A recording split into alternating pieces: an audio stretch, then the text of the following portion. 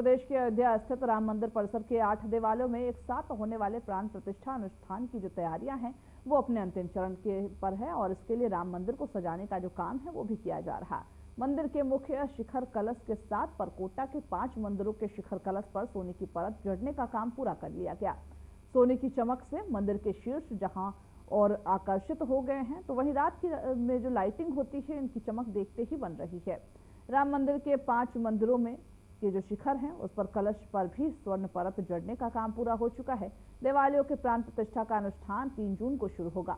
ये 5 जून तक चलेगा। इसको लेकर के तैयारियां पूरी कर ली गई है। जी हाँ, अयोध्या धाम में रामलला के मंदिर का भव्य दिव्य स्वर्ण कलश विराजमान हो रहा है।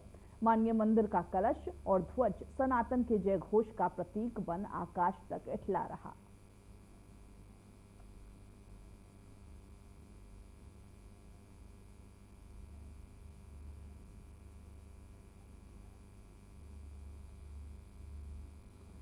हमारे साथ हिंदू धर्मगुरु एच.एस. रावत जुड़ चुके हैं। सर, पहले तो आपका स्वागत है। मैं आपसे जरा जानना चाहूंगी, ये जो राम मंदिर में एक जो तब्दीली की गई है, एक कलश का स्थापना किया गया है, किस तरीके से और क्या कुछ आने वाले दिनों में इसमें देखा जा सकता है?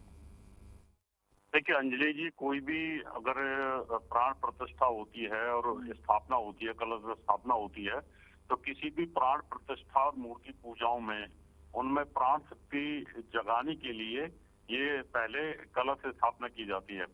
क्योंकि हमारे 5 तत्व होते हैं, पृथ्वी, जल, वायु, नभ और आकाश, ये हो गए। तो इन सब 5 तत्वों की वेद मंत्रों के माध्यम से पहले पूजा की जाती है, जिसमें जल देवता जो होता है सबसे महत्वपूर्ण होता है, क्योंकि मनुष्य के शरीर में 75% जल होता है। जल की कोई फ्लक्चुएशन ना हो, तो इसलिए जल के देवता को सबसे पहले प्रसन्न करके स्थापित किया जाता है, उसको प्राण प्रतिष्ठित किया जाता है। फिर नवग्रहों को प्राण प्रतिष्ठित किया जाता है। तो जब सभी प्राण प्रतिष्ठित हो जाते हैं, उसके बाद जो देवी देवता, जो हमारे मुख्य देवी देवता होते हैं, फिर उनका आह्वान करके फिर उनकी प्राण प्रतिष्ठा की जाती है। तो अभी क्या है कि पूरा कंप्लीट इस समय भगवान राम का मंदिर हो चुका है और इसमें जो 8 और देवालय बने हुए हैं भिन्न भिन्न देवताओं के, उन देवताओं की पूजाओं का अलग अलग एक विधान है।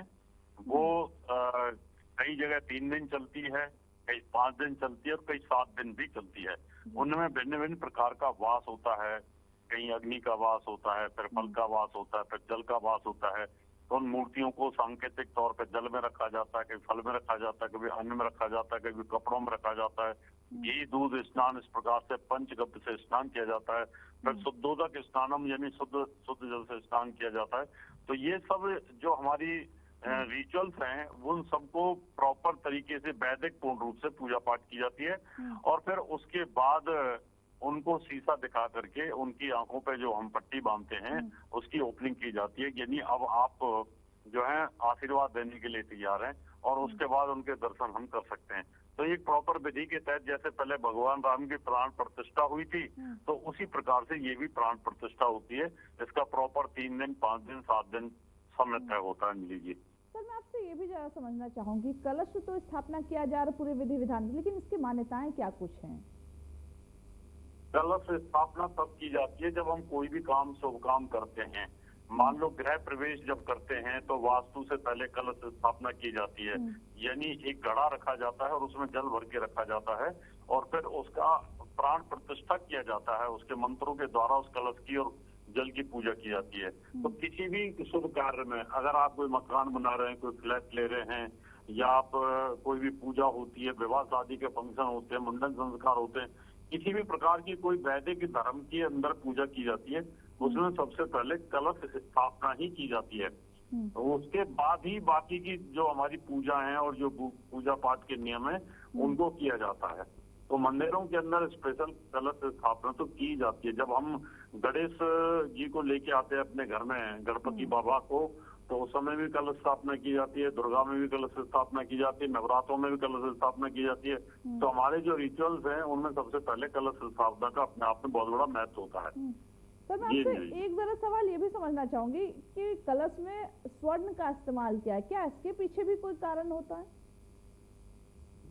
नहीं, इसके पीछे ऐसा तो कोई कारण नहीं होता है, लेकिन कई बार क्या होता है, दोनों चीजें होती हैं कि जो स्वर्ण का इस्तेमाल किया जाता है उसका दो कारण होते हैं। एक तो ये है कि जो सनातन धर्म है, हिंदू धर्म पहले शुरू से ही हमारा भारत देश सोने की चिड़िया रहा है। और दूसरी चीज है कि मेंटेनेंस फ्री होता है, मेंटेनेंस नहीं रह पाती है, थोड़ी सी सफाई से चलता रहता है और उसकी लॉन्गेविटी ज्यादा होती है।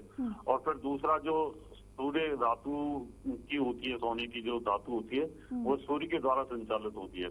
तो उसमें सूर्य देव भगवान का आशीर्वाद अपने आप लगातार बना रहता है, तो उसका एक बहुत बड़ा बेनिफिट हमें ये मिल जाता है। जी, बहुत शुक्रिया आपका हमारे साथ जुड़ने के लिए, ज्यादा जानकारी हम तक पहुंचाने के लिए।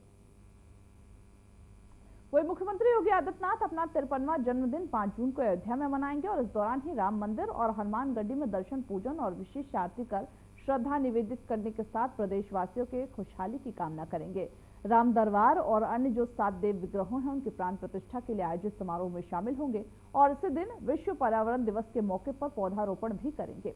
बताते यह भी चले कि सीएम योगी का रामनगरी से गहरा लगाव है और विभिन्न जो योजनाएं हैं यहाँ की विकास परियोजनाओं की प्रगति को परखने के लिए उनके दौरे होते रहते हैं।